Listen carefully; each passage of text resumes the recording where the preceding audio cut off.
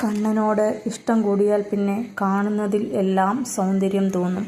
അതുമാത്രമോ, അതിനെയൊക്കെ കണ്ണനായും കണ്ണൻ്റെ വസ്തുക്കളാവും ഒക്കെ ഭക്തർ താരതമ്യം ചെയ്യും.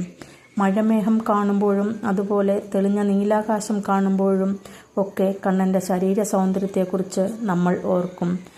ശുദ്ധിയുടെയും സൗമ്യതയുടെയും പ്രതീകമായ താമരപ്പൂവിനെ കണ്ണൻ്റെ താമരക്കണ്ണുകൾ എന്നും താമരപാദങ്ങൾ എന്നും വിശേഷിപ്പിക്കുന്നു.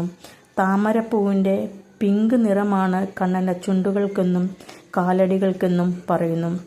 ആകാശത്ത് ഉദിച്ചു നിൽക്കുന്ന പൂർണ്ണചന്ദ്രനെ കാണുമ്പോൾ കണ്ണൻ്റെ സുന്ദരമുഖമായും മയിൽപ്പീലി കാണുമ്പോൾ കണ്ണൻ്റെ ചീകി ഒതുക്കിക്കെട്ടിയ മുത്തുമാലകളാലും വനമാലകളാലും അലങ്കരിച്ച തിരുമുടിയിൽ കുത്തിയ മയിൽപ്പീലിയായും, ഓടക്കുഴൽ കാണുമ്പോൾ കണ്ണൻ്റെ കയ്യിൽ എപ്പോഴും ഉണ്ടാവുന്ന വൃന്ദാവനം ഒന്നാകെ സംഗീതസാന്ദ്രമാക്കുന്ന ഓടൽക്കുഴൽ ആയും, മഞ്ചാടിക്കുരു കാണുമ്പോൾ കുഞ്ഞു കണ്ണൻ വാരിക്കളിച്ച മഞ്ചാടിയായും, വെണ്ണ കാണുമ്പോൾ ഗോപികമാരുടെ വീടുകളിൽ നിന്ന് വെണ്ണയെടുത്തോടുന്ന കണ്ണൻ ഭക്തരുടെ മനസ്സിൽ നിറയും.